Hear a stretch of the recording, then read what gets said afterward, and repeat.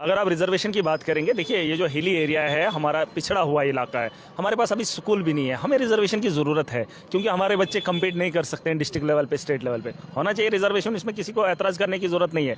और दूसरी बात, जैसे शहरों के अंदर बच्चों के लिए बेहतर स्कूल हैं, तो रिजर्वेशन पॉलिसी में जो रिव्यू करने के लिए जा रहे हैं, उन लोगों को सोच समझ कर फैसला करना होगा क्योंकि रिजर्वेशन बड़ा मैटर करता है। और खास करके आरबीए कैटेगरी के लोग हों या हिली एरियाज़ के हों, बॉर्डर एरियाज़ के लोग हों, जैसे अभी कश्मीर के अंदर कुछ ऐसे स्कूल हैं जहाँ इस वक्त भी बाहर एग्जाम दे रहे हैं, सर्दी का मौसम है, तो उन बच्चों को आप कैसे ओपन मेरिट में लाकर उन्हें कम्पीट करवाओगे? बहुत ज़रूरी चीज़ है और बारीकी से ये काम करना होगा ताकि ईमानदारी से लोगों को भी आप समझा सकें कि हमने ये कैटेगरी क्यों रखी, ये रिजर्वेशन क्यों रखी। जो भी पॉलिसी बनानी है आवाम के हित में बनानी है और आवाम को समझने में तकलीफ नहीं होनी चाहिए। सीधी वजह से कैटेगरी की बात आती है, कोई कास्ट की बात आती है, कास्ट के लोग जगह जगह होते हैं, कोई शहर के अंदर अमीरजादा भी है, कोई करोड़पति भी है, लेकिन वो उस कास्ट का फायदा ले रहा है। उस चीज़ को अगर रोक भी लिया जाए तो बाकी चीज़ों पर जहाँ पर स्कूल की फैसिलिटी नहीं है, सड़क की नहीं है, मतलब कनेक्टिविटी बहुत सारी चीज़ों की है। हमारे पास ऐसे भी इलाके हैं जहाँ बिजली नहीं है, जहाँ पानी नहीं है, जहाँ बच्चे अभी भी डो रहे हैं, और कुछ बच्चे ऐसे भी हैं जो पढ़ाई के लिए पैसा नहीं जमा कर पा रहे, मजदूरी भी कर रहे हैं और पढ़ने का काम भी कर रहे हैं। बहुत सारी चीज़ें उन पर देख रेख करनी चाहिए, उसके बाद पॉलिसी को फ्रेम करना चाहिए। एरिया के जो लोग आते हैं, मैंने पहले ही कहा कि उनको इसलिए नहीं देना है कि ये कहीं पहाड़ों पर रहते हैं।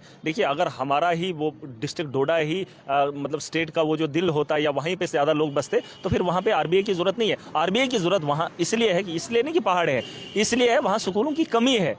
वो बैकवर्ड एरिया है, वहाँ आज भी लोग पानी से जूझ रहे हैं, बिजली से परेशान हैं। शहरों के अंदर इन चीज़ों की कमी नहीं है। वहाँ एक हॉस्पिटल कहीं किस्मत से मिलता है, कोई एक डॉक्टर किस्मत से मिलता है घंटों सफ़र करने के बाद, इसलिए बैकवर्ड है।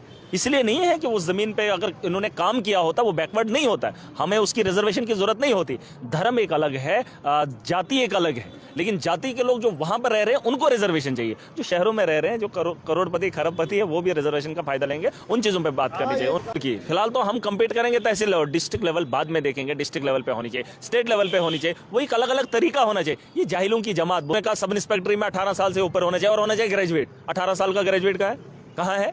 6 साल का बच्चा तो फर्स्ट में जाता है, 6 साल का बच्चा तो फर्स्ट। इन्होंने ग्रेजुएट लिखने की क्या जरूरत थी? फिर 18 साल से ऊपर एज रखने की क्या जरूरत थी? क्या है, कौन लोग हैं ये?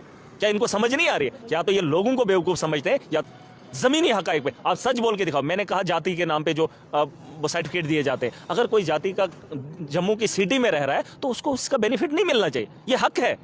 उसकी जगह अगर किसी गरीब को दूर दराज पहाड़ी इलाके को मिलता है तो नाराज नहीं होना चाहिए। हक बोलो, सच बोलो और अच्छा करो, तब जाके हम तरक्की करेंगे। आप इसी अमीर को अमीर ही बनाते जाओगे, गरीब को बोलोगे नहीं कम्पीट करना है नेशनल लेवल पे। मोदी के दौर में क्या हुआ, एलजी के दौर में क्या हुआ? आपने कंपटीशन स्टेट लेवल पे कराया, नेशनल लेवल पे कराया, और उन बच्चों को टाट भी नहीं है। और अभी भी मैंने ट्वीट किया, देख लेना, कश्मीर के किसी स्कूल में बच्चे खुले में एग्जाम दे रहे और उन बच्चों का कंपटीशन ये शहरों के बच्चों से करवाएंगे।